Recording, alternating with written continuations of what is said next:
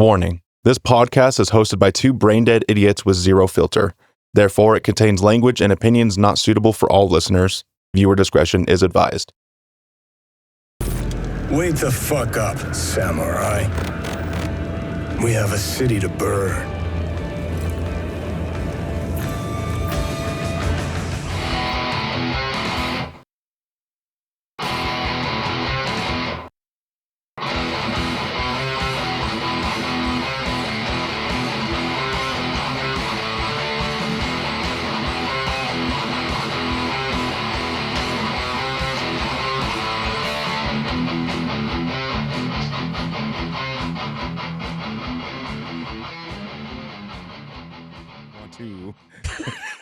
One.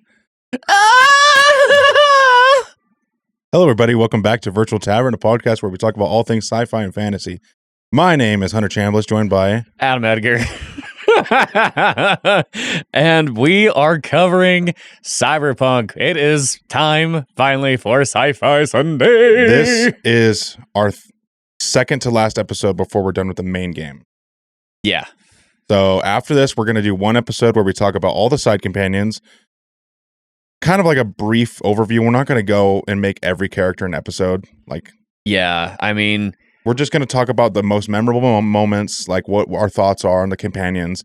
Like what I consider a companion, Johnny, who has a companion that has their own separate side quest. Yeah. Johnny, Harry Uridine, River Ward, Panam, Judy. Am I missing anyone? That's it. Yeah, so 5 companions. Yeah. So we'll just briefly cover those guys, give them their time to shine, because they're very pivotal to the story. But they're very pivotal. Fuck me. They're important to the story. And then we will cover all the endings in one large episode, it's the episode I've been looking forward to the most since we started this years ago. Yeah. For good reason. And it's going to be a very good episode, very potent. It's going to be very, very nice. But for this episode, we are covering, after we left off with the float, I forget what mission it's called, but we're starting with the space in between. Yep. And we are ending with tapeworm. So basically, the chunk of missions that's right before the point of no return. Yeah, so it's like we said before, especially when it comes to missions like this, we're going to have it where there's a couple of them all kind of grouped together. Yeah, because some missions are fucking 5 minutes long. Yeah. So we technically cover probably 5 missions for this episode. Yeah. But that sounds about right. Yeah, I mean, a couple of them, they're really short. So this just makes us that way we can actually create content for you guys. But we are getting close to the end of the road, and then we'll have all of Phantom Liberty, which I think Phantom Liberty will cover a good 5 episodes. Oh, easily. I think we can get a good 5 episodes out of Phantom Liberty. Oh, yeah. Now we can milk that cash cow. Yeah. We're going to be like Rockstar with GTA 5. And then after that, we'll have to figure out what we want to do. But anyway, before we get into the meat and potatoes of our content coverage, we have our house cleaning shit. So I actually have something cool for you, which I forgot until just now. But while we're doing that, while I'm bringing it up, we are going to go over our talking point recaps. So Hunter, my talking point recap for you is last episode, we got a proper boss fight with Oda. Yes. Who was Takamura's disciple, old trainee, old apprentice and everything. Yeah, like his protege, more or less. Yes. It was probably besides if you go and fight cyber psychos in the open world, I think it's the first proper boss. Yeah. In your opinion, do you think they did a good job with his boss fight, or do you think some of the cyber psycho fights in the open world are better? I mean, in my opinion, his fight was pretty decent because he gave me a little bit of trouble this time, mainly because he just kept being a little shit and going and hiding in a fucking corner and healing up and stuff. Yep. But honestly, most of the cyber psychos I don't have an issue with. Especially because, after doing my first playthrough, I realized, hey, if I'm smart enough, I can do some of these easier side quests and get myself leveled up and then go take care of the essentially the mini bosses that are everywhere. Yeah. So yeah, that's my opinion on it. And I do think, speaking of cyber psychos, we could potentially, for an episode, talk about all the cyber psychos that you take out and go into their lore, because each one has their own little mini story. I was thinking about that the other day. We could. Like, once we're all said and done with Cyberpunk, like at the very end, we could do like a bonus episode just covering random stuff we want. Yeah, exactly. You know, it could be a tavern talk. So it's funny enough that your talking point recap dealt with Oda, because I have a question for you about Oda. So my talking point recap is, we got to see what happens when V is the one to encounter Oda. Do you think that Oda would have still tried to immediately go hostile if it was Takamura that was in your place? Yes. I think Oda is full company man. And also, when you meet Oda, he's like, you better hope we don't meet again. So Takamura burnt any kind of goodwill he had with Oda when he met up with him. Because when you meet Oda at the docks, you know, he's not in his gear and everything. When you meet him at the docks, he's like, how low have you come to make deals with bottom feeder trash like this? And he's looking at V and everything. Yeah. So Oda considers Takamura like a traitor and everything, and traitor, you know. But he considers him a traitor, and at this point, even though they have a history, I think Oda went straight for the fucking throat. Yeah, like maybe slightly hesitated, but he would have fucking killed him. And Takamura is more softer. He begs for you to save his life when you're fighting him. That's true, and I did forget that. He tells him, like, hey, you know, if we see each other again, like, I'm gonna kill you, basically. Pretty much, because that was right after he was bringing up the fact that the emperor was killed by his son. Yeah. So yeah, if I would have remembered that, I'd have changed mine. But yeah, no, I kind of think that, you know, it's possible that maybe he would have had maybe a little bit of sympathy, but at the same time, like you said, he is a full-blown company man. Yeah. So, it's been a while since we've done this. It's been a while. I will just read you all the countries that you previously knew about. But we got listeners from 2 new countries. Oh, shit! Yes. So, we had the United States, India, United Kingdom, Poland, Republic of Lithuania, Germany, Australia, Canada, Cyprus, Russia, the Philippines, Sweden, Israel, the Czech Republic, Ireland, Slovakia, Japan, South Africa, Ukraine, France, Brazil, Ecuador, Indonesia, and Mexico, and Denmark. Yes. Okay. So we have 2 new listeners from 2 new countries. I will give you 2 countries, 6 guesses. Okay. I mean, you don't win anything, but yeah. Russia already on our list? Yeah. Russia is on our list? Okay. I believe we got Japan already. I'll give you 2 hints. One starts with an H, one starts with a B. Brazil? I don't remember.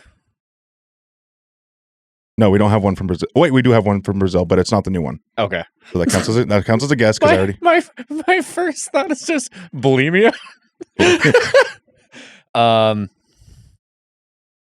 Bulgaria? No. 2 guesses down. You have 4 left. Does start with a fucking H? Hmm? Oh God, guys, this is where I struggle. This is where I suck. An H and a B. H and a B. H and a B. You know what? I'm not sure. I fold my hand. You're folding? You have 4 guesses left. I know, but I can't think of anything that has an H or a B. The H, Hungary. Oh, I didn't even think about Hungary. The B, Bangladesh. Oh, see, Bangladesh isn't one I'd ever thought of. So we are up to 27 unique countries that have listened to our podcast. Thank you. We appreciate you guys. Also, American schools suck at geography. But to cap off our house cleaning shit before we get to the meat potatoes of our coverage, we have an email. We don't have any emails yet because we covered the email we got last episode. Yep. Our email is contactvirtualtavern@gmail.com. You can always get a hold of us, and we would love to hear from you.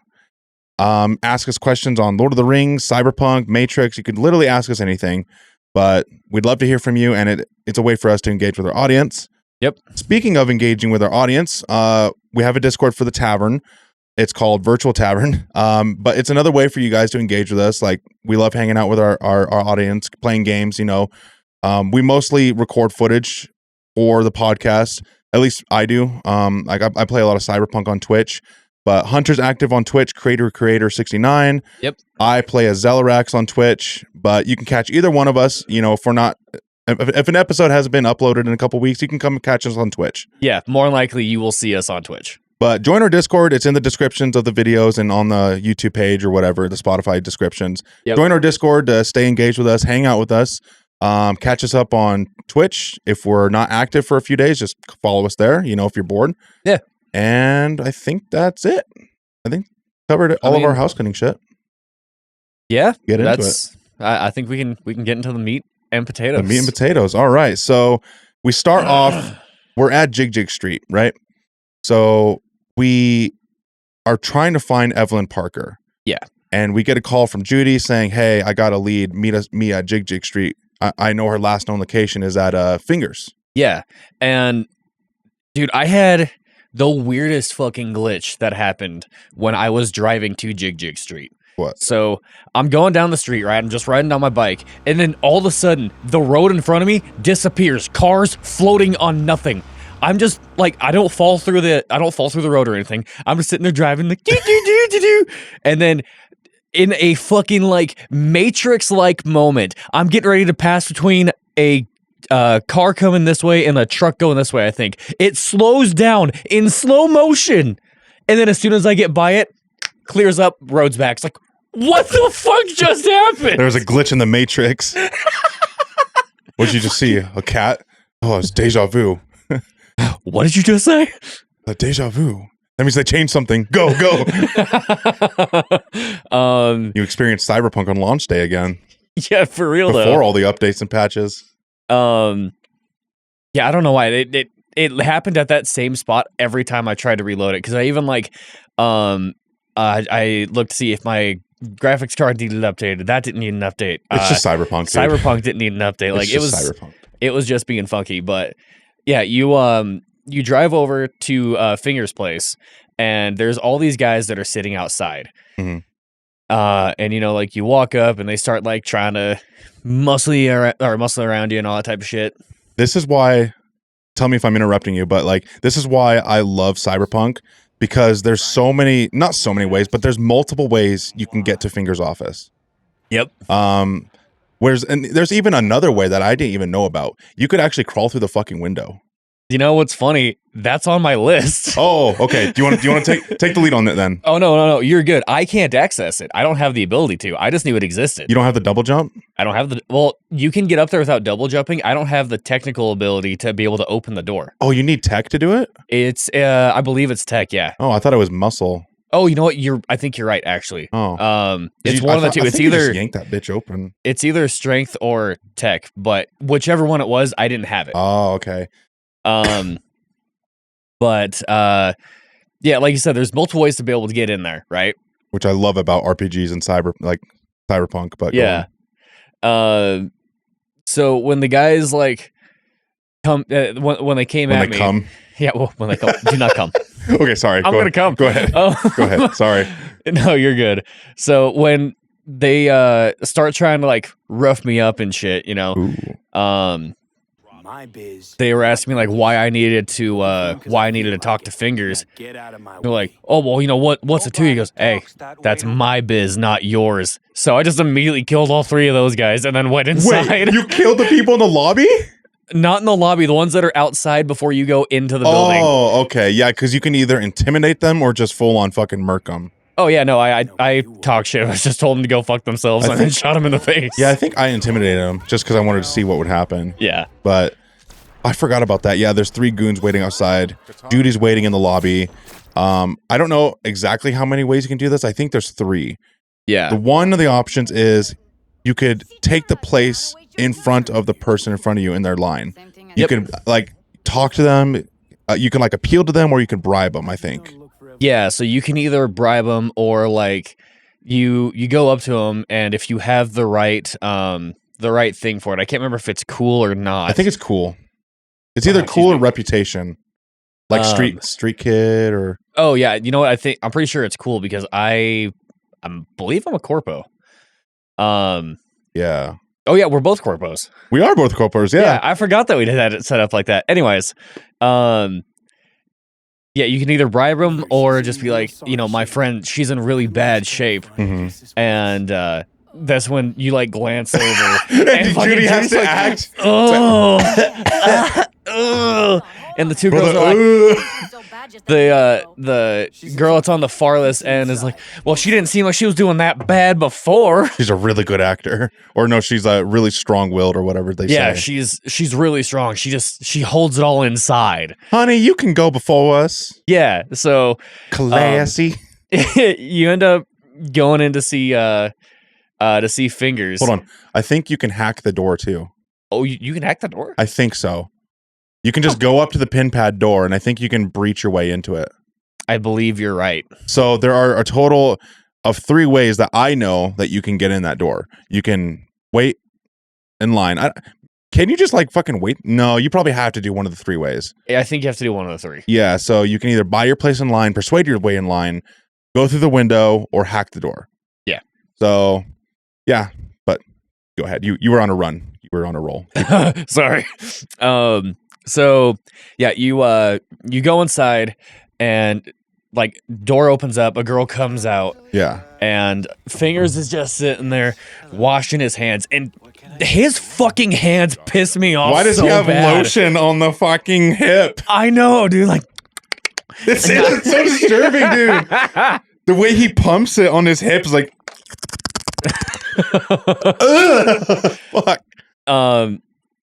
Yeah, it just fucking drives me crazy every time he's just. And he's got like big ass fingernails too and everything. Dude, the fingernails. Why are they so fucking long? I didn't realize this was alcohol too. By the way, I thought you just got me a regular one. No, dude, I got you a big one. Thanks, dog. You're welcome, dog. But yeah, like you go in and he starts asking like what you're needing, whatever, and you tell him that you're needing information on Evelynn Parker. Yep. So we're like, here, follow me back to my office. So you walk back there with him, and he takes a seat. I don't remember if you have to or not. It's if you don't choose the option to just full on bum rush. Oh yeah, to just beat the shit out of him. Yeah. Which do you know about why it's not a good idea to hit him? No. Oh, you hit him every time? I think I have, yeah. Oh, okay. So I don't know if it's true now, but back in the day, like you could only get the best Sandevistan in the game. You could only get from him. If you punch him, he won't sell it to you, or he won't be a vendor at all. Oh shit. So I think that cyberware is actually available to every Ripper now. Oh, but okay. Back in the day, before the many slew of updates, that was the only way to get that Sandevistan. It had the longest cooldown, or it had the shortest cooldown and the longest duration, or whatever it was. Oh shit. So it was the best Sandevistan. So if you wanted that, you could not fucking hit him. You have to like refrain, like talk good to him and everything. Maybe I have gone without hitting him before. I don't know, but I don't use Sandevistan anyway. Yeah. I beat the brakes off him. Fucking, he's sitting there, running his fucking mouth, and you just grab him by the ear and you fucking throw his ass on the ground, hit him one fucking time, like, what the fuck did you just say? Kind of a thing. Hit him with the rat pack.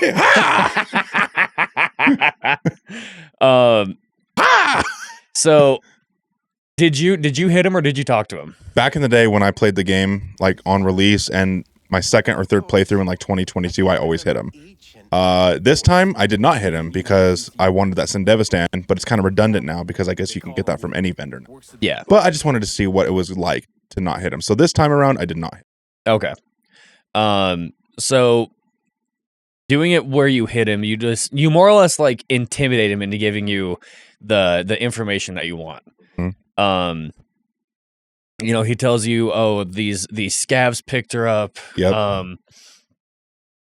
They're I can't remember if he tells you that they do brain dances.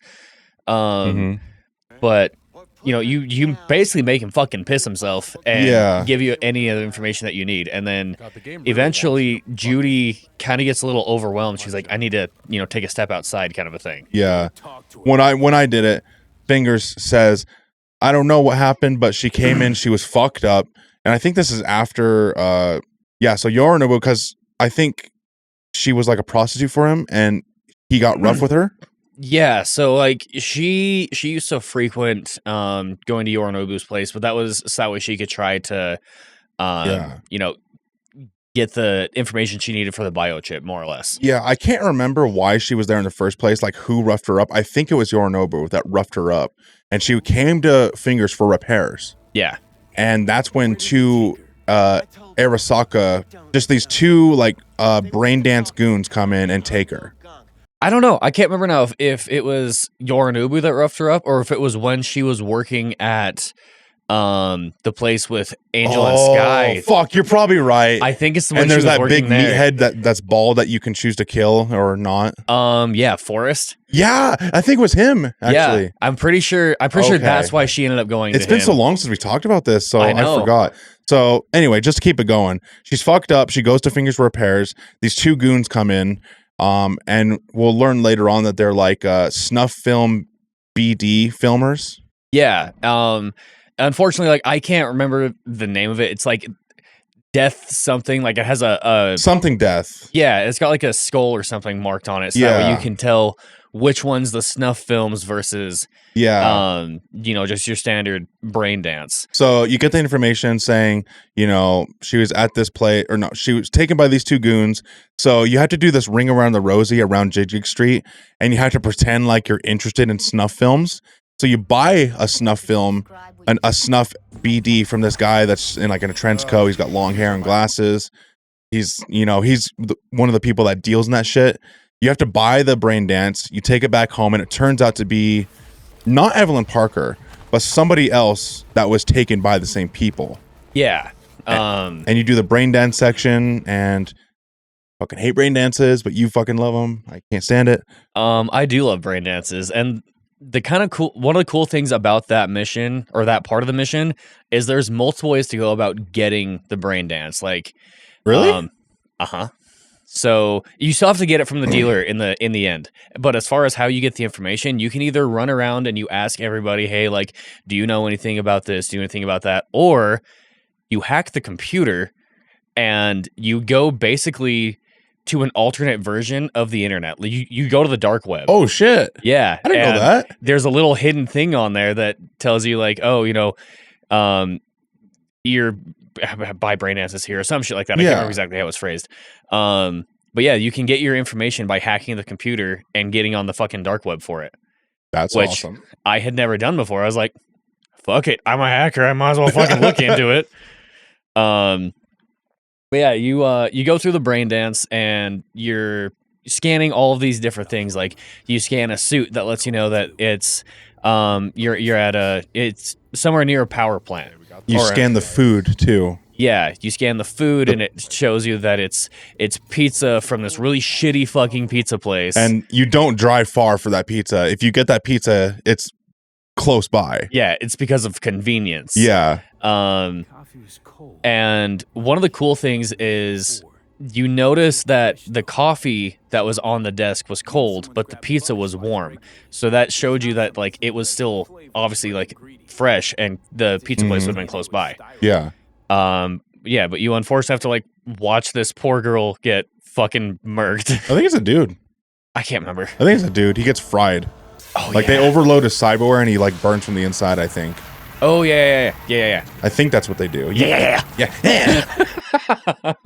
Anyway, you end up putting the clues together to where you realize that the place that they do all these brain dances is a power plant near some fucking really shitty pizza place. Right. So you you and Judy, you leave the place, right? Yeah. And you go to Judy's van where you have the option to like drive by yourself or ride with her. I always choose to ride with the NPCs whenever I get the chance. I do too. Just because it's a nice way to like passenger princess look in nice city. It's like all pretty and everything. I do just like to stare at Judy. Hi, Judy. Oh my god. Oh, yeah, I forgot. Yeah. God damn. Hi, Hunter. I want you to fuck me so good. Oh my god, dude. Jesus Christ. Anyway. Oh, get under control. We're serious. So you ride around in the van. You go to the location, right? I Yep. forget what it's called, but it's like the power, like you said, the power plant. You can either, it's like all missions. You can either go in stealthily for most of it, or just go in guns blazing. I'm sure you do guns blazing too. I actually tried to do it stealthily because, like, with me using silenced pistols, like, Can you do the whole segment stealthy, or is there a certain point where you have to fight? I don't remember because I kind of fucked up when I was doing it. Oh, So that first like section where you're starting to come up and you see that big ass door, I went across the walkway to where the dude is at the computers. yeah.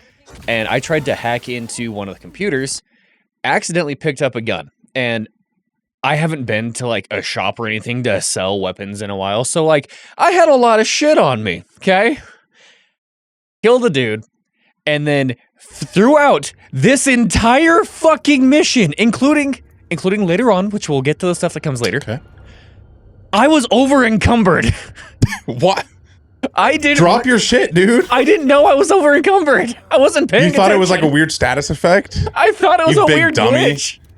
After the road thing, I was like, okay, I just don't get to fucking run now. All right, whatever.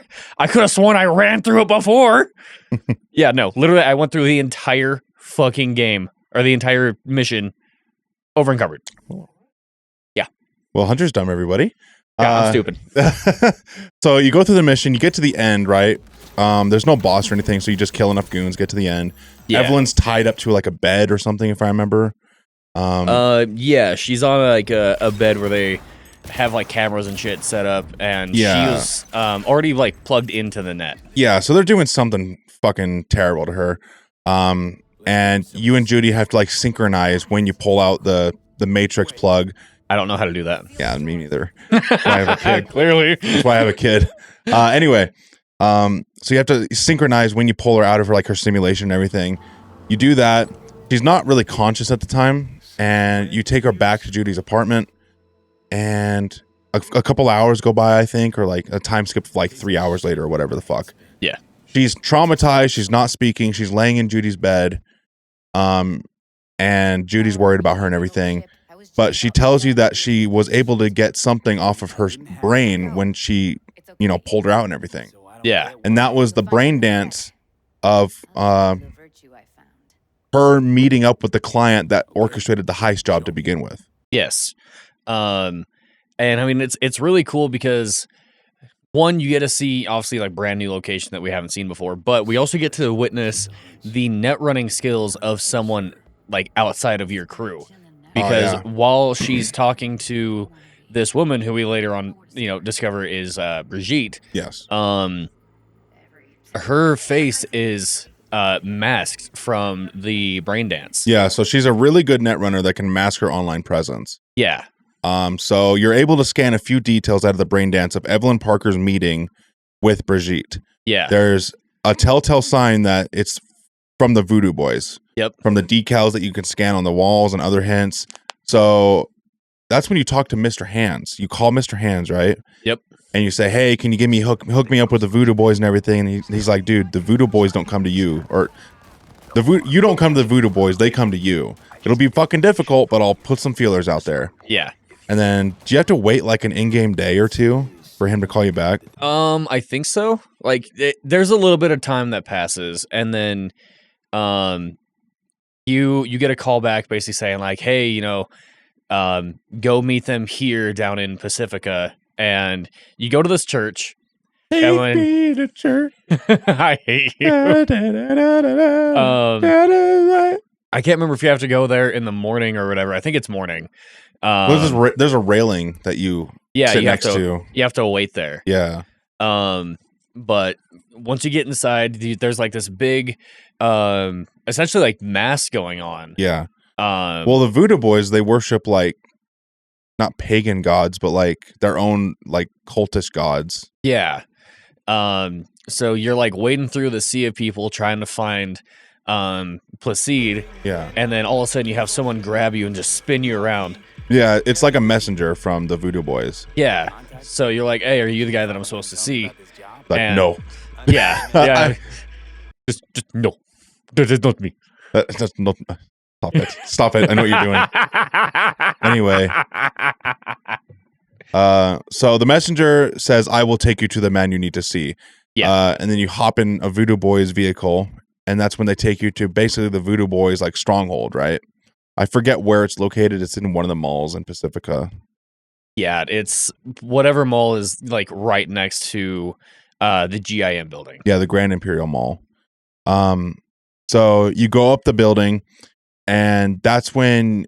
How do you meet Placide? So you meet Placide by going over to this butcher shop. Right. And Yeah. you have to get your face scanned in by the camera, Mm-hmm. and then they're like, they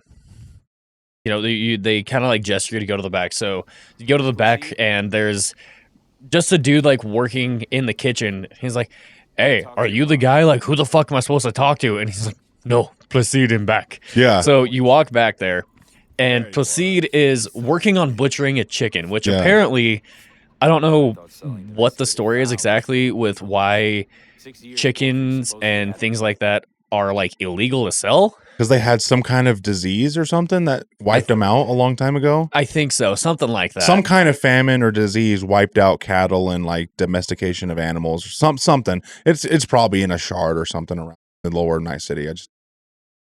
Yeah. But you see him just fucking lop the head off, and Wraps it in fucking newspaper. V makes a joke about, Takes a bite.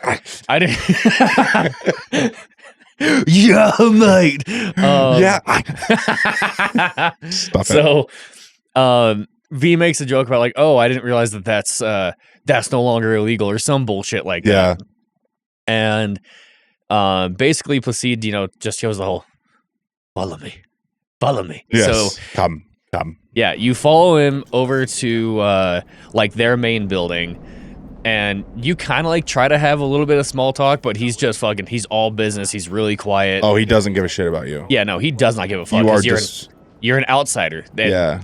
Pacifica is not, they're not outsider friendly. Yes. So you end up getting to His desk. Well, first you get up to a lady like that. For me, she's like a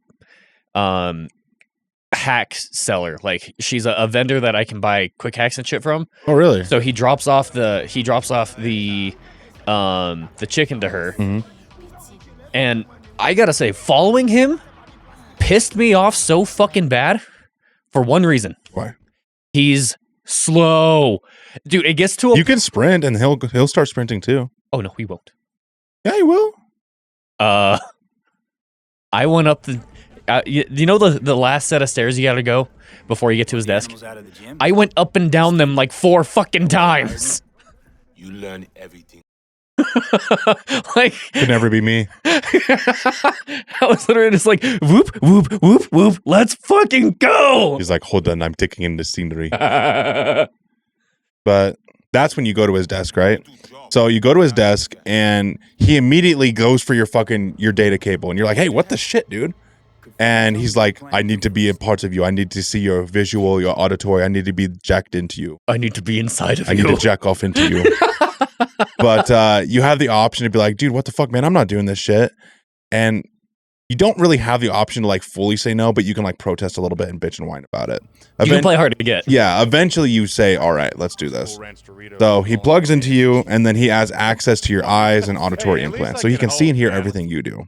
Yeah. I accidentally didn't hit the button in time to be able to like yank my hand back. Uh-huh. So he just fucking like grabs it, and you can kind of see like, Oh, he had his way with you. oh, he did. Damn. He did. I was a slut. But he plugs in, like you said, he's scanning all your shit. He starts getting everything linked up, and that's when he notices the biochip. Mm-hmm. And he's like, "Oh well, what is this?" You have some kind of foreign hardware in your skull. Yeah, and V basically just says, "Oh, it doesn't matter. It's damaged." Or you can say multiple things, like you say it's a virus. Oh, you can say it's. I guess I didn't notice that. I think you can say it's a virus, or maybe that's someone else asking about Johnny. You could say multiple things, like it's a piece of hardware gone wrong. You could say it's a virus, and then Johnny would be like, "Fuck off." Yeah. So with the route that I went, basically it was I got mad at him for like kind of getting my business. Yeah. And he asked like, "Well, why don't you just remove it?" It's like, "Oh, because I was told it would kill me, and the reason it's fucking there is because I took a bullet to the fucking brain." Yeah, so he does the scan and all that, and they know what the chip is. They're just like, they were trying to see if you knew what it was, essentially. That's right, because they're the ones that wanted the chip in the first place, for what we'll learn later on. Yes. So I can't remember. There's a really stupid, lame, cool option that you can do when you're talking to him, and like it changes nothing. Yeah. I was expecting it to be like kind of interesting, because usually like the dialogue options that require X amount of either like cool or intimidation, strength, or whatever. Yeah. I did it. It's so bad, I don't even remember what the fuck it was. Like, it should have just been a regular fucking thing. As soon as I saw it fucking as it went through, it's like, that's it. Sometimes the dialogue can be lackluster. A lot of the times when you choose like a character or level based dialogue option, all roads lead to the same pond sometimes.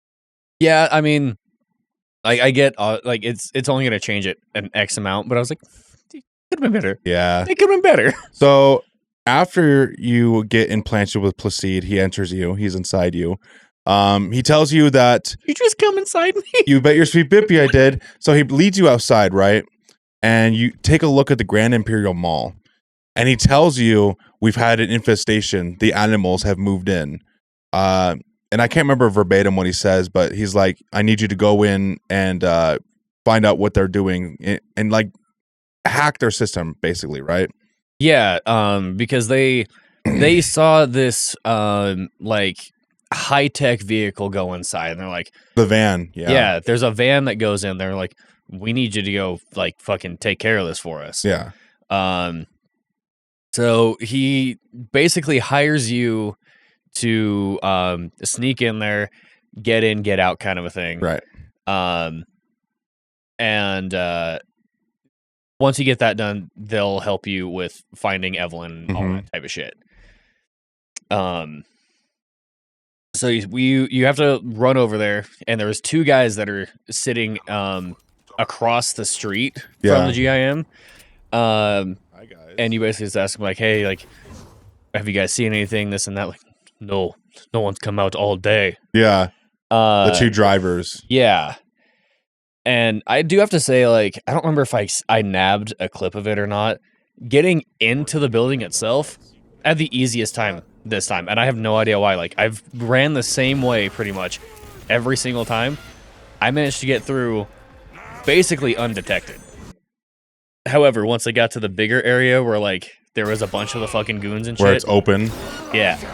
That's where I ran into some more issues. Yeah. So you have the option, obviously, to go in stealthily. And if you go in stealthily, do you still have to do the boss fight? Yes, you do. Okay. So you have the option to go in.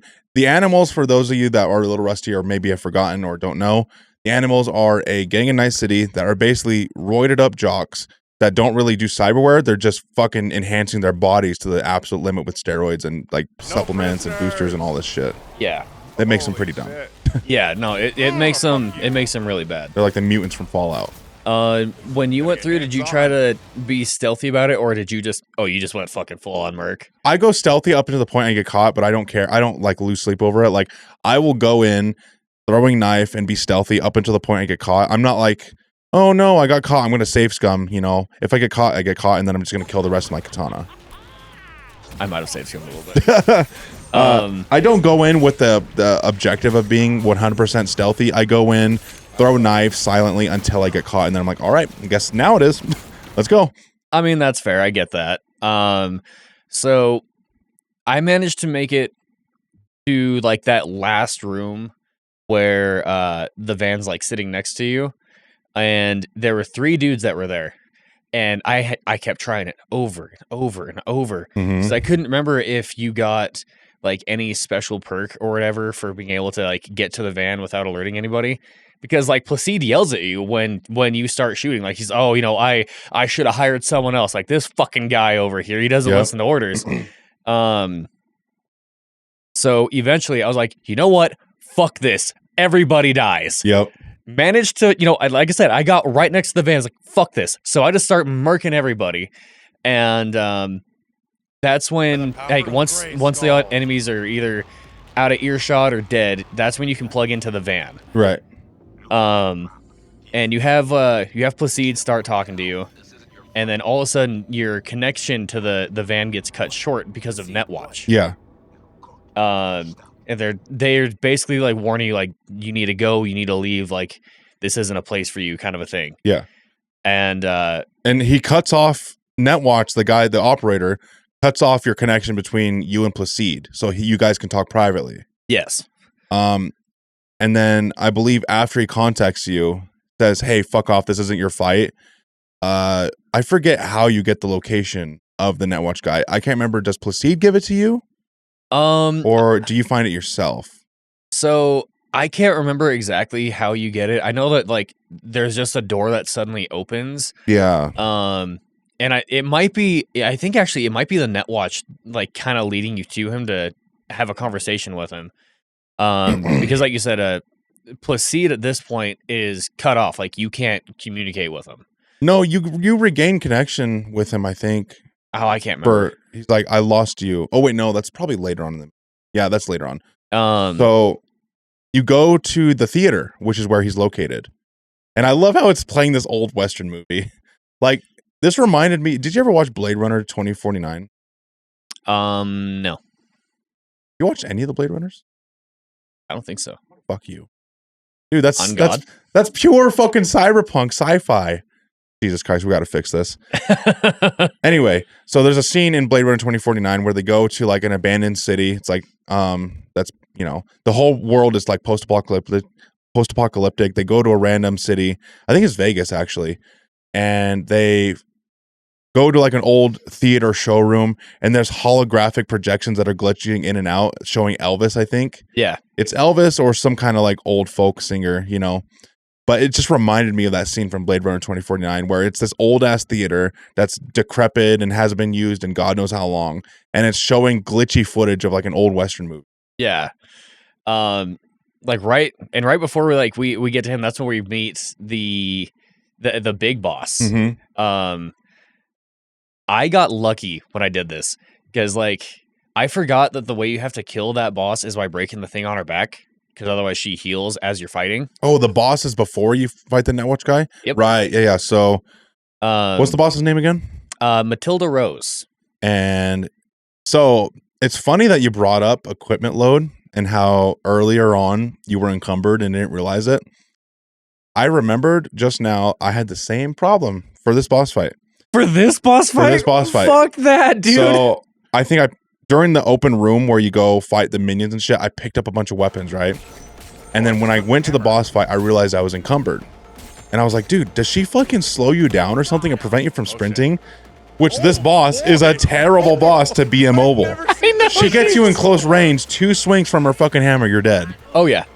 It's just like bang, bang, bang. Yeah. You're dead. So I realized what I did. I unequipped some items or destroyed them, dismantled them, whatever the fuck, so I can run again. Yeah.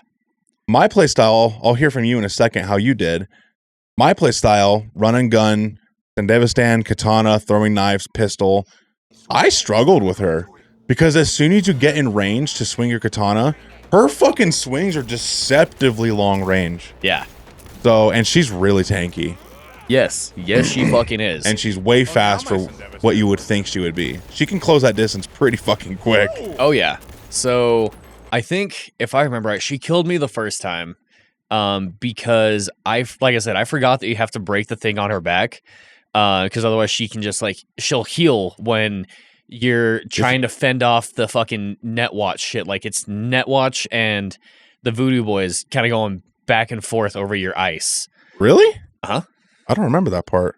Yeah, like it's after you get smacked with the hammer the first time. She gets on top of you and plugs her shit into you. That's right. Yeah. So not only are you fighting her, but technically you're fighting time to try to make it so that you don't get taken over. Is that segment where she plugs into you scripted? Does that always happen? I think so. It happened to me every time. I'd get her down to a certain percentage of health, and then no matter what, I'd get fucking rocked and inserted. Yeah, I'm just wondering if that's a health threshold. If you get hurt enough, she'll do that to you, and then ticking clock. I have no idea, but I lucked out because she got glitched. She stood in one spot, so I literally was all right, just fucking hitting her in the fucking dome piece, throwing grenades, throwing quick hacks. That reminds me of one of our first episodes we did where I mentioned a boss glitched in place, and I just fucking took advantage of it, and you got so pissed off. I can't remember what boss it was, but the boss was stuck in place for me, and I took advantage of it. Oh, it was my early God. on. It was early. You fight him in a fucking warehouse. Oh, you know what? It was when you go to get the fucking little crawling bitch. Oh, yeah. From the Maelstrom? Yeah, it's when you go to fight Maelstrom. Uh-huh. When you're getting that, right as you get ready to finish that boss fight, or not boss fight, that section. Yep. That's the guy that, fuck you still for that. Yep. So you kill Matilda Rose, take her hammer. I don't use hammers, but it's still cool. It's an iconic legendary hammer that you cannot run with. So I'm how is that viable? But right. I don't play that play style of gameplay, so I don't know how much of a detriment it is to not be able to sprint.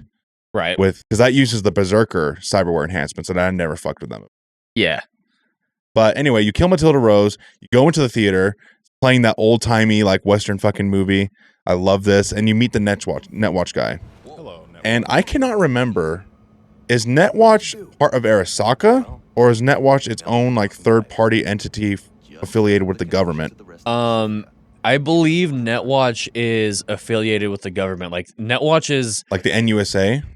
Yeah, I believe they are they were the ones responsible for defending the net from all of the rogue AI and stuff like that. The Black Wall. Yeah.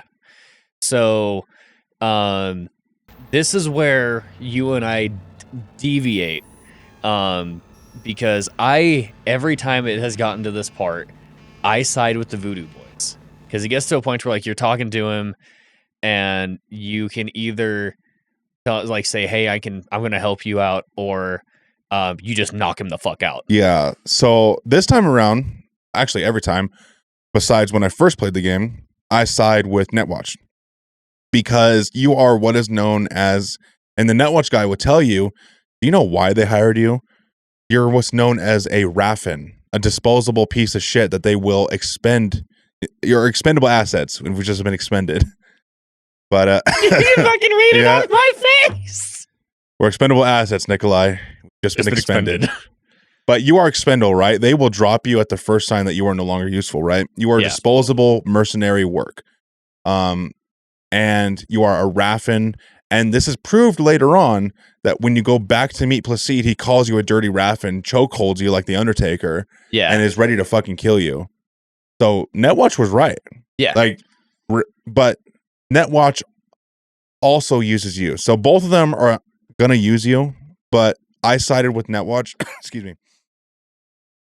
Hello, everybody. Editor Adam here. So basically, something pretty shitty happened when we were recording this episode. My XLR cable, actually this piece of shit right here, cut out about 20 to 30 minutes inside this episode. And for about a 10-minute stretch, my mic is completely disabled. So the only way that you can hear my voice is through Hunter's mic, which is 4 or 5 feet away. So I had two options. I can either just cut out this entire section of the podcast, which is not favorable, or I can somehow do a kind of workaround to restore it so that you can at least hear my voice somehow. So what I did was I just gained the ever living hell out of it and then compressed it into ever living fucking nothing. So it's lifted up to where you can hear me, and then it's compressed a lot so that Hunter's voice doesn't blare out your eardrums. So it's the best that I can do. Hopefully you guys understand. I'm going to throw this bitch away so that it never happens again. But sadly, these things happen. So anyway, back to the episode. Ka-chow. Netwatch because I just don't like Placide. Yeah. I like killing him. So like I said, I sided with the Voodoo boys. So eventually you just fucking sucker punch this bitch and knock him the fuck out. Yeah. And I can't remember whether you plug into the computer or if you plug into him, but it pulls up this menu, right? Like it's all red, and it pans out to where like you can see all of Pacifica, and all these agent tags start popping up, and then you just see 00000. Like they're just killing all the Netwatch guys that are in the near vicinity. And then all of a sudden your shit shorts out. So they do try to kill you. The Voodoo boys try to kill you. So you wake up, Johnny's trying to help you get back on your feet, and there's a short little dialogue there, if I remember right, where he's kind of talk about how they just tried to fucking take you out. How do you survive? Does Johnny save you somehow? I'm not sure. I don't know if they just didn't hit you hard enough or what, but it's almost like you just got knocked out. Like they didn't push the button hard enough. Okay, so there's nearby Netwatch operatives that they killed too. I forgot. Oh, they killed a shit ton of them. I don't know if they do that when you side with Netwatch, but when you side with the Voodoo boys, like their whole thing with finding him was just to kill Netwatch. Yeah. So from my point of view, the Jedi are... God damn you, get out of my head! Get out of my head, man! Get out of my head! But anyway, from what I did, I chose siding with Netwatch. He gives you an encrypted shard. Well, so the way he proves that you've been hacked by the Voodoo boys is like run a system scan. All right, now copy and paste it and run it again. They're identical. They shouldn't be. They've hacked your shit. You're what's called a RAF into them. And you go back to the Voodoo boys layer, and you give basically Netwatch access to your shit too. To your body. I think it gives you a chip or something. I can't remember. But you give Netwatch access to everything that you have right now. Yeah. And you go back to the Voodoo boys layer, and that's when Placide fucking lifts you up, and he's like ready to fucking kill you. Like, where were you? I lost comms with you, you filthy fucking Raffin. Yeah. And that's when Brigitte comes out. And Brigitte is the woman that was in the holo recording, the brain dance. Mm-hmm. She's the one that was talking to Evelynn Parker, that was all grayed out and everything. And she has her own interests in finding the relic and finding Johnny Silverhand. Yeah. Because we will learn later on that Brigitte and the other netrunners of the Voodoo boys believe that the way to find Alt Cunningham is to get to Johnny Silverhand through his engram. Yeah. I don't know why they want Alt Cunningham. Something to do with the Black Wall and like maybe the power she possesses. Yeah, I think it's explained very well, like why they want Alt Cunningham, because she's like the key to the Black Wall. Yeah, some shit to do with her and her ability to control shit behind the Black Wall. So you go back to the Voodoo boys lair. She takes you back into the back room where they have the ice tanks and everything, the plugins to go into the Matrix and everything. Yeah. You take an ice bath, and she plugs you in, and she says, "I need you to make contact with Alt Cunningham." I have made contact with the Camino. Star Wars. Thank you. It's like, come on, hit it. No, sir. They're making a clone army out of Jango Fett. So yeah, you go into Wait, was anything about what I just said different for you? Or did it kind of play out the same way? I mean, it pretty much played out the same way. Like, I called him out for like, yeah, I saw what you tried to fucking do. And he still gets pissed off, and then Brigitte comes over, and she starts talking to you about the biochip. And she was asking like, why you hadn't got it removed, and then you explained again that if you pull it out, you were told that you'd get fucking you get zeroed. Yeah.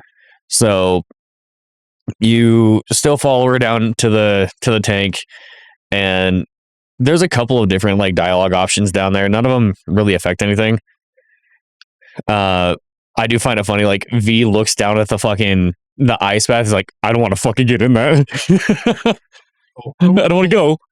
So you take an ice bath, and that's when I believe you wake up as Johnny in a flashback.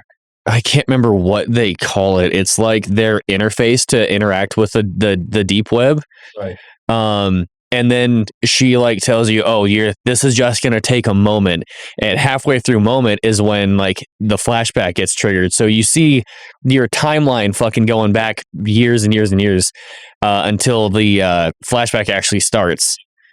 You're back in the 2020s. Yeah. You get done playing a show, you go back, and this is where we finally get to actually see like Alt in all of her fucking glory. I remember when I was doing my recording, I had to switch to my camera only. No gameplay footage at all because I was like Twitch stream. I'm like, I can't. Oh, you were streaming when you did it, but I knew it was coming. So I swapped from PC gamer capture to PC. What was it? Just webcam. So it just showed me. I was like, you guys can hear it. That's funny. So I had company over when I was doing mine, and I forgot that's where that one was. So I'm doing my shit. I'm doing my recording. They were playing fucking Fortnite on my Xbox, and then they looked over like, oh, what the fuck? Yeah, I kind of forgot this happens. Just put my headphones back on. It gets to a point to where, like, everything's said and done, and not V, Johnny and Alt start bickering back and forth because this is an alleyway. He tries to go find her in the alleyway after they fight. He's basically just like, so how long are you gonna be mad?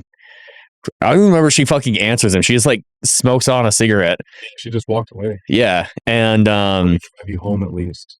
Yeah, and that's when like these guys start walking up towards Johnny like, hey, rocker boy, how you doing? Another time, Chooms. This isn't the time. Like, I think you have a couple different options there as well. You get stabbed in the back. Yeah. You don't even get a chance to defend yourself, I think. Do you pull your gun on two of the goons and then you get stabbed in the back? I think you pull your gun on like two of them, and then you have fucking mantis blades just come shooting through your fucking gut. Yeah. So Alt Cunningham gets taken away. We don't know it yet, but these are Arasakas people. Yeah. They want Alt Cunningham because she's not just Johnny Silverhand's groupie. She's actually one of the best like net runners in all of Night City at this time. Mm. And Arasaka wants her brain to experiment with Project Soul Killer and get beyond the black wall and everything. And yep. So Johnny gets saved by a news reporter, dude. I cannot for the life of me remember his name. Yeah, I don't. Pop gray hair. He wears a trench coat. Yeah, I don't know. We can refer to him as like fucking James. The cuck watcher of the century was just watching Johnny get murked. And when he takes you back to a Ripper dock, he's like, why didn't you save me? Why didn't you help me out? He's like, dude, that guy moved faster than my fucking cyborg can process. If I got involved, he would have killed me too. Yeah, like I literally couldn't even see him. And there's a really funny bit here where like as you're first coming to, the doctor is still there, and he basically tells you like, hey, take it easy for a couple of days. And you can stand up and like drink a fucking bottle of tequila. And he's like, oh, fuck it. You're not going to listen anyway. Yeah. But you start talking to James, and basically he's like, I want to help you or whatever. Because he was wanting the scoop on some bullshit because reporter being reporter. So this is when we get to go see Rogue in the past again. Yeah, so Rogue is it's not the Afterlife, I believe. It's some other bar that used to be their normal spot hangout back in the 2020s. Rogue is, at this time, still a high-profile merc.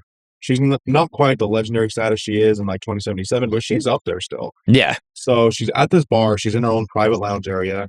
She's talking to some guy that looks like fucking not Dan McBride. He's got this long ass hair and sunglasses. I'm trying to remember the actor, but anyway. Come to think of it, he kind of reminds me of the driver from Edge Runners. Falco? A little bit. Because doesn't Falco also have long hair? Short, like fucking dark hair, dude. Oh, I thought he had long hair. That's Falco right there. I can't see him from here. There's too much light. That's him right there. Oh, yeah, no, I thought his hair was longer than that. No. But yeah, so we got James and then fucking Timmy. Yeah, Timmy's the long hair fucking sunglass bodyguard. And you go to you go to Rogue asking for help, right? Like, I need you to help me bust a friend out of Arasaka.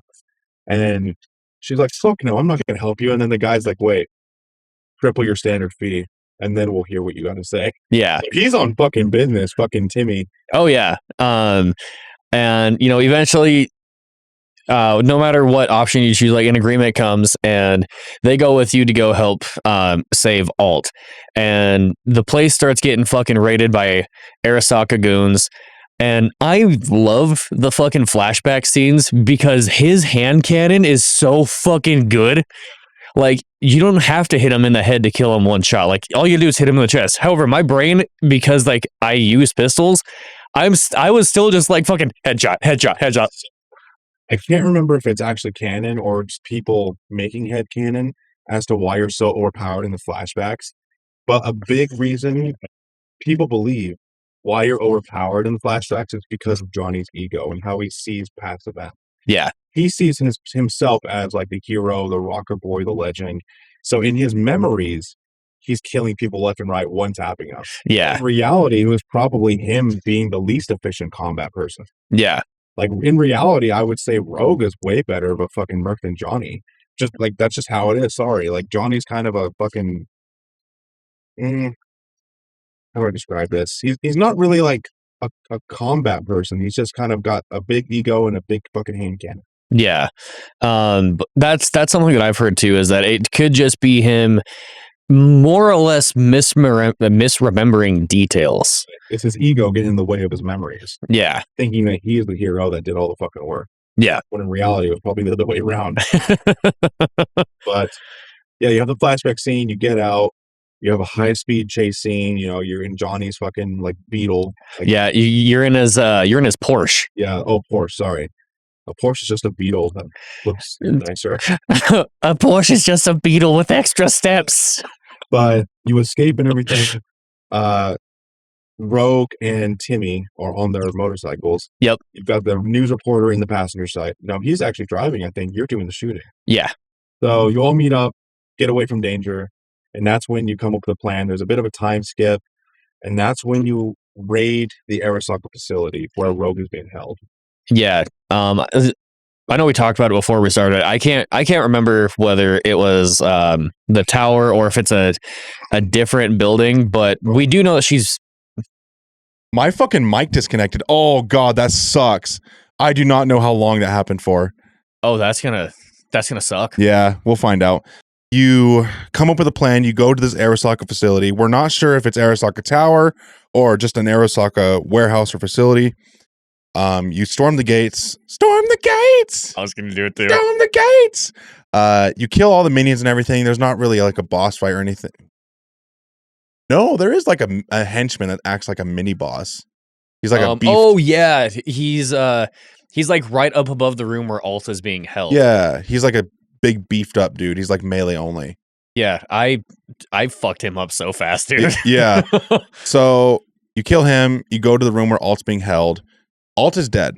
Meanwhile, you've got not Timmy, fucking James. You've got James recording the whole thing, and Johnny freaks the fuck out. Yeah. Like, you've been recording this whole time? Fucking throws him on the floor, beats the ever-living fuck out of him. Does he punch him with his metal arm too? I think so, yeah. Like, he fucks him up. Yeah. Another funny bit from this too is like right as you walk in, you know, there's this big, like, kind of beefy looking doctor. And Johnny has his fucking gun pulled up, like, what the fuck are you doing to her? What are you doing to her? Like, don't, I wouldn't do that. I wouldn't unplug her. So he's like, fuck it, and blows his head off. Yeah, just like, off rip, just, well, that was weird. fuck it. So anyway, I started blasting. But yeah, you beat the brakes off of the fucking reporter, and I think that's where that section ends, isn't it? Like, you go from the flashback back to the mainframe. Or you snap back to reality. Yeah. Oh, there goes gravity. I hate you. I think you might be right. I think that's where that whole flashback sequence ends. Yeah, and it goes back to the mainframe, and Source. I'm gonna fuck you. Brigitte is finishing the word moment, because like I said, when we first went into the flashback, she had started it, but they cut it off like halfway through. And you come back, and V's like, that felt way longer than just a moment. Yeah. So this is where it changes if you sided with Netwatch. If you Really? sided with Netwatch, well, actually, no, you before you go back to the real world, you have a small moment where you actually meet Alt Cunningham. We forgot about that. Where you? I thought you have to go to the mainframe first. Like, you don't. By the mainframe, I mean they're the deep actual center. black. Yeah. Yeah. Okay. So you're right. Sorry. Yeah. So you're still in like the deep net. Yes.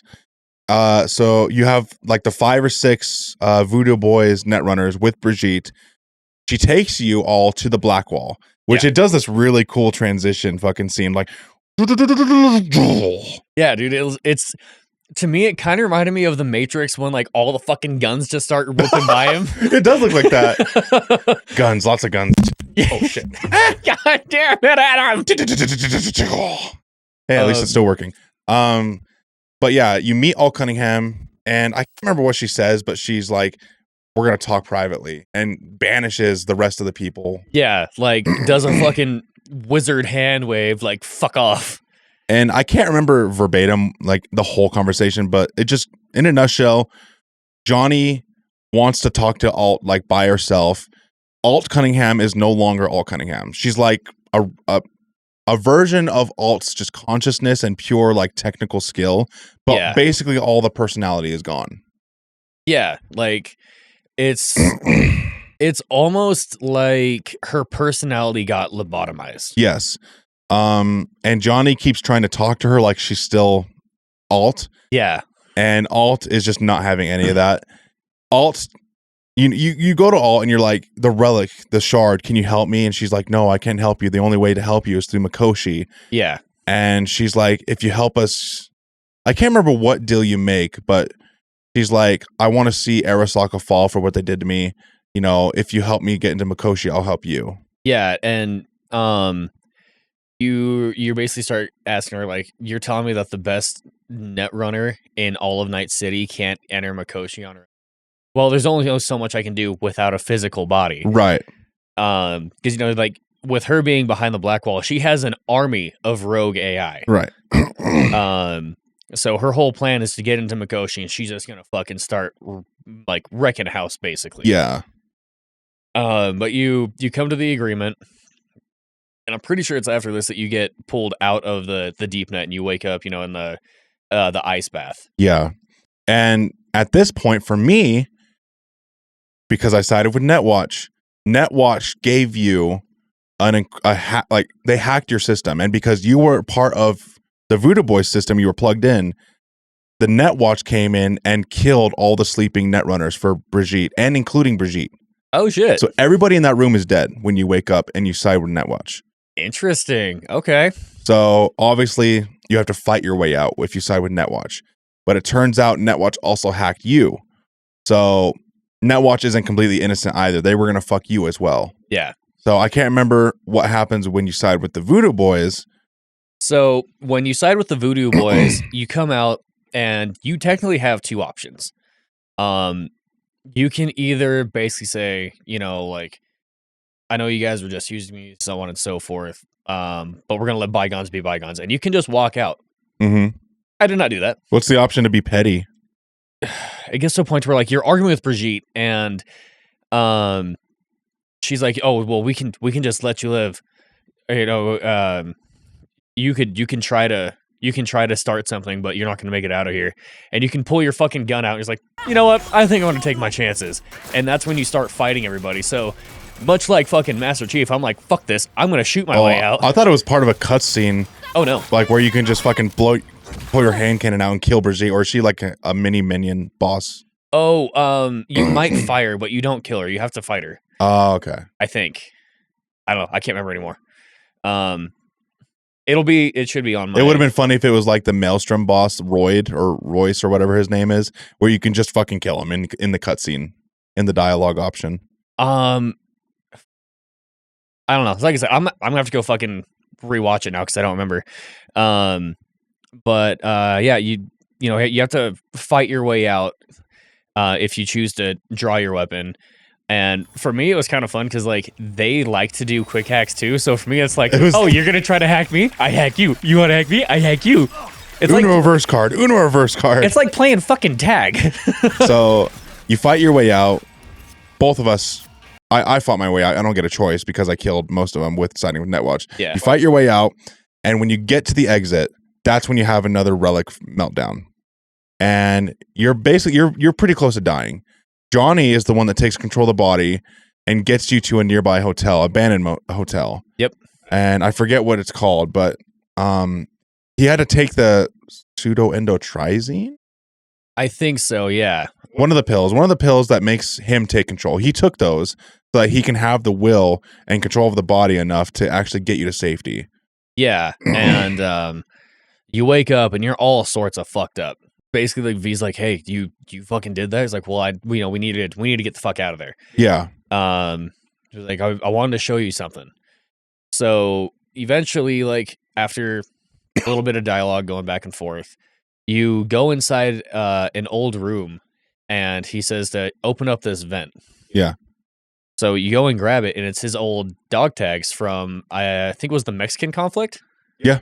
And he starts telling you about how... Well, they're not his dog tags. They're his buddies. Yeah, but they're like the dog tags that he would wear. Yeah.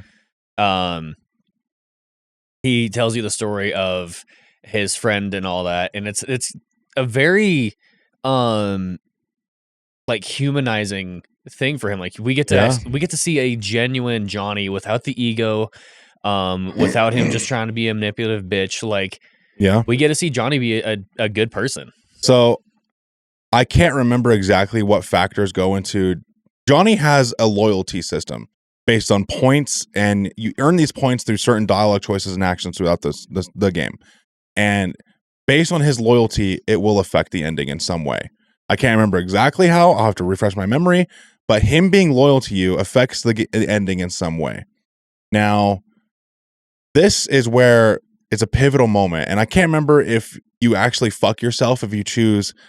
He asked you a question, right? Let's rewind a little bit. He asked you a question. Suppose we're in a trench, me and you.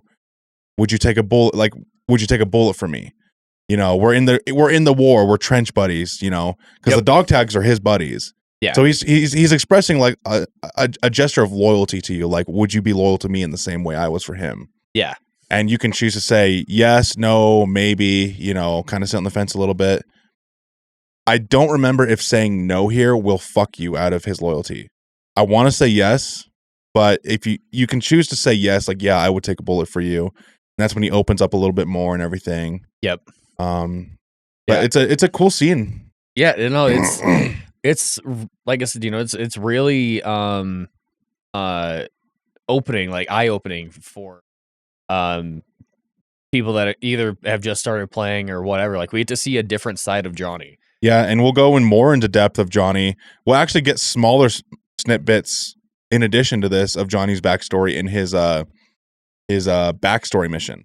Yeah, which is optional actually to do before the point of no return, which I'm going to do to capture some footage of our companions episode. Yeah, because you have to go through his side for Rogue. Yes. So I can't. Was there anything else important about the exchange here in dialogue, or is that pretty much the end of it? I mean, that's pretty much the end of it. It's just you know, he saved your life, took you to the motel, and there's, like you said, that option to be able to get him to open up when he hands you the doc tags. And this is the mission tapeworm, I believe. Yes. So that's where we end. You leave the hotel, and now you have the option to do the point of no return. Like, Johnny's like, whatever we do, we got to figure it out fast. Like, you're dying, dude.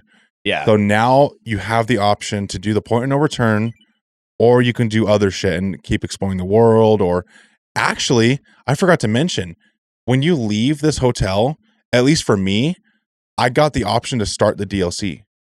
Songbird contacted me. I don't remember if Songbird contacted me or not. Yeah, I don't know what triggers it, or if it's at this point. Because I remember when I bought the DLC initially, like last year, a year and a half ago, whenever it came out, I got Songbird to contact me way earlier in the story. Okay. So maybe it's level based, maybe they changed it, I don't know. But I actually got her to contact me right here, right as I was leaving the hotel, and I went out the window. That's when she called me and says, Okay. V, I know you're dying and everything. Yeah. Because it's strategically placed right before the point of no return, Yeah. which I like. It could be that she didn't call me just because I feel like as soon as I got the footage that I needed, Mm-hmm. I saved and then just immediately went into editing to get the clips for this episode. Yeah. So I was just like, okay, it's done. Boom. Need to go to the next one. Like, just fucking cha. I'm trying to be productive.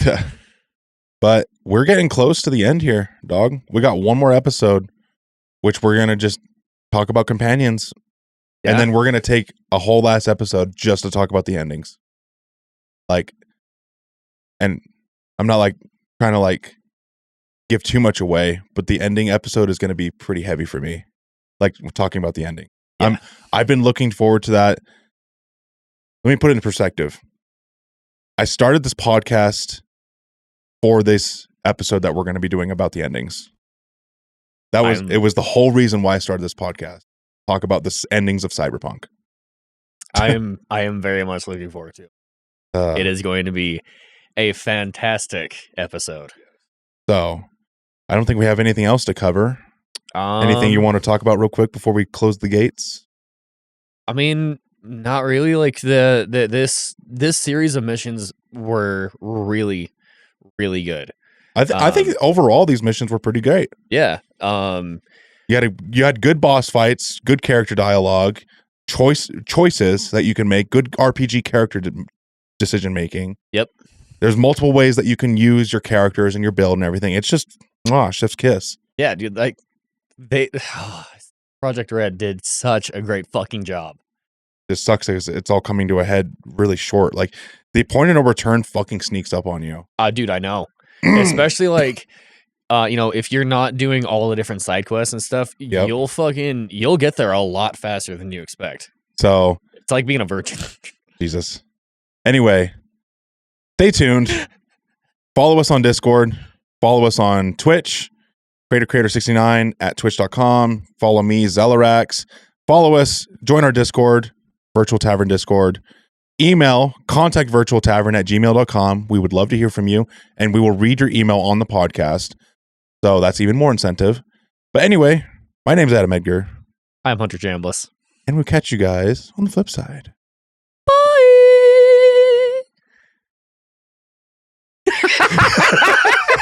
Every fucking time. I don't know, a happier ending for everyone involved.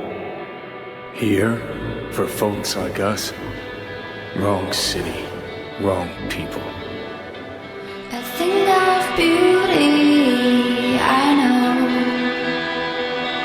will never fade away. What you did to me, I know. Said what you had to say, but a thing of beauty. Goodbye, and never stop fighting. Will never